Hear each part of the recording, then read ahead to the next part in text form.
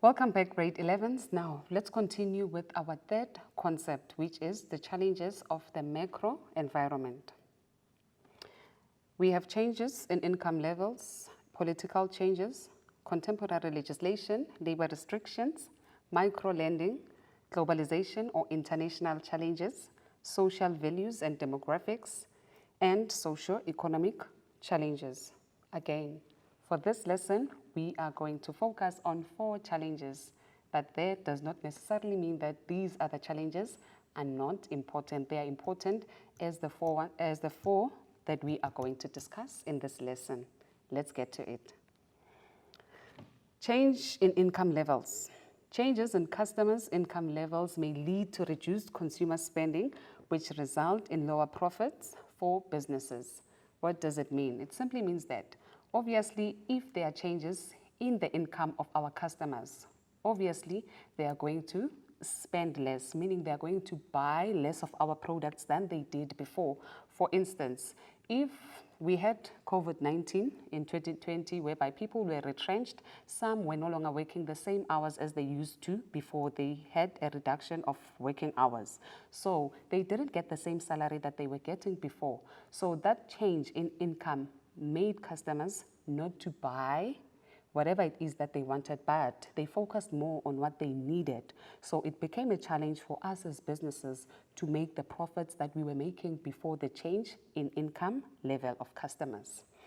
Then political changes. A change in government can result in political instability and scare away potential investors. So if a political party change in a country, it scares off investors. Why? Because they are not sure of how well their investments are going to be for them at the end, because they won't know what the new political party is bringing on the table, the laws that they're going to implement. So obviously, they're going to be scared of their investments, which will lead them to withdrawing their investments because of the change in a political party of that particular country. So it poses a challenge for businesses, because these investors, they do not only invest in a country, but they invest in businesses at the end, which makes our business to have capital to continue running. So if the political party change or there is instability, then obviously it's going to pose a challenge on us as businesses. Then we move on to the third and the fourth challenge of the macro environment: labor restrictions. These restrictions make it challenging for businesses to employ suitable people locally and internationally. So we have your Employment Equity Act, whereby it talks of the affirmative action.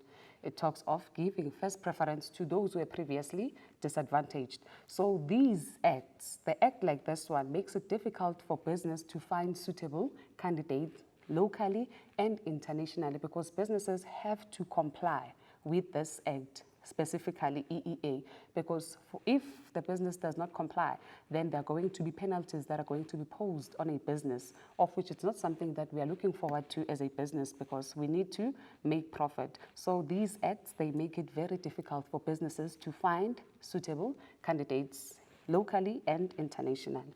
Then we move on to the fourth challenge, which is micro-lending. Big businesses support micro businesses through micro-lending. But this is a big risk, as many micro businesses fail to repay their debts. Obviously, as a big business, you would want to see those upcoming businesses doing well. You would obviously borrow them money. And borrowing those businesses, micro-lending, giving them that money as part of loaning them, because they have to bring it back. It poses a challenge if that particular upcoming business is no longer making it. So it becomes a risk when we give them money, because giving them money does not guarantee the sustainability or the viability of that particular business. So it becomes a challenge on our side if the business failed to repay back our money that we have borrowed that particular business. And as a big business, we don't have control over that. But we are trying to assist upcoming businesses. Not to say by that I'm saying if you have a business, then you must not borrow other upcoming businesses money, because it's a risk. You have to remember, we need to help one another. Let us move on to our last concept. Now let's look at the examples of contemporary legislation that may affect business operations. We have the Skills Development Act, SDA, the Labor Relations Act, LRA, the Employment Equity Act, EEA, the Basic Conditions of Employment Act, and we have the Compensation for Occupational Injuries and Diseases Act, COIDA. Then we have the Broad-Based Black Economic Empowerment Act, BBEE. Then we have the National Credit Act, which is NCA. And lastly, we have the Consumer Protection Act. So those are the 8 contemporary legislation that affect businesses. I know you'll be surprised that why these 8, because we have so many legislation in the country. We have to focus on the acts that affect mainly businesses. So that's why you were shown the examples of the 8 acts that we just explained. Now, let's move on to our last concept, which is ways in which businesses can overcome competition in the market. Management must ensure that the business differentiates itself from competitors by tapping into what the customer wants. So as management of the business, you need to make sure that you understand exactly what is it that the customers want. How are you going to do that? Obviously, we have a marketing function in the business. They are the ones who are going to go to consumers, find information, bring back the information, then we analyze the information and then take it to the production function, which is going to make sure that those specific needs of consumers that have been analyzed are being taken care of by satisfying the customers through the product that we make in the business, and it can be done by management. Now let's move on to the other way of overcoming competition. Charging lower prices than that of other businesses. I'm sure you're wondering, how can the business do that? So as a business, we need to make sure that we buy in bulk. So obviously, if we buy in bulk, we get discounts. If we get discounts, then it simply means that we can be able to lower our products compared to those of our competitors. And by so doing, we can be able to win customers. Then let's move on to another way, which is stepping up marketing of the business by using promotional ideas such as posters or campaigns on social media. We know that our customers like social media. So the least you can do is to make sure that we step up our advertising campaign, advertise on social media, make sure that our product is not being forgotten by the customers by always making sure that when they scroll in that Google, boom, the advert pops up of our product. In that way, they are going to constantly remember our product through campaigning, through advertising on platforms that they like the most.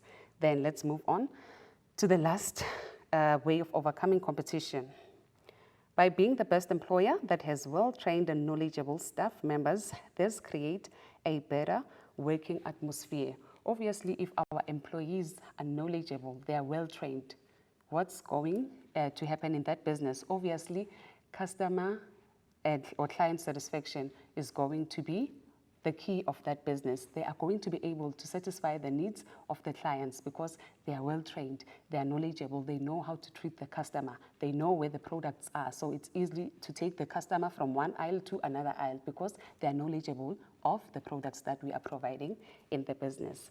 With that being said, that brings us to the end of our lesson for today. And one thing that you have to remember is that whatever it is that you learned today does not nullify yesterday, but it does make tomorrow better. Thank you for tuning in. Take care.